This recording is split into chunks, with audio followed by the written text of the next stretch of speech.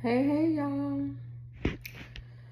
I know it's been a while since you seen or heard from me, and I keep saying I'm gonna do better, but y'all be praying God give me strength, okay? But I just want to give you some quick encouragement and just say that, I just got off a Bible study and we talked about Joshua and we read the first 7 chapters. And we're just pretty much talking about Joshua being commissioned and told to be strong and courageous and get ready to help lead God's people to the promised land. And how sometimes we feel like, when we going, or better yet, when we get to the promised land, when we hear it's supposed to be flowing with milk and honey, that, you're going to walk in and it's just going to be perfect. No, the Israelites had to go to war to get what what God had promised them. And after they, had to, rid the people, they were able to inhabit the land. The land was, in fact, flowing with milk and honey. So maybe you feel like, God told you to do something or go somewhere or connect with some people or start this, and it just haven't seemed fruitful. And you start to question, God, did you really tell me this? Is this really from you? You're almost second guessing what he said and what he's doing. But know this, just because, and God never told you it wasn't going to be in hard times, but just because it doesn't look like what you thought it would look doesn't mean that it's not from God. And that's why, one, confirm what you are hearing and making sure that it is from God. And you can do that from fasting, praying, reading the word.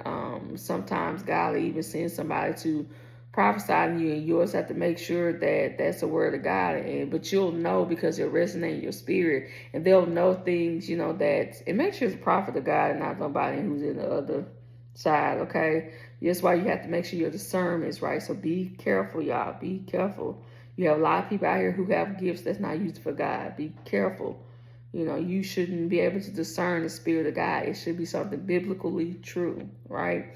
But even so, you need to make sure when you confirm that what you think is a promise of God is definitely a promise from God.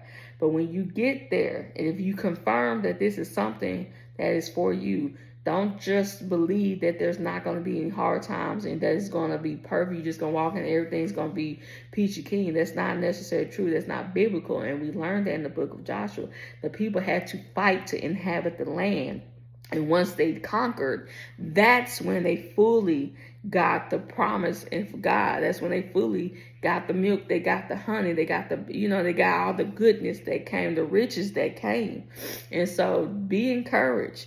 Don't think just because you go into that promised land, just because you go into that job he promised you, or you get that business started that he promised you, that mission that he promised you, that marriage, you had that baby,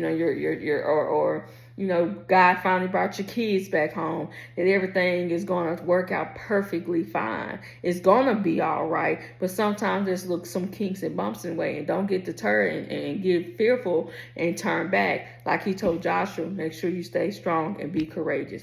I love y'all so much. Y'all have a blessed day. Bye-bye.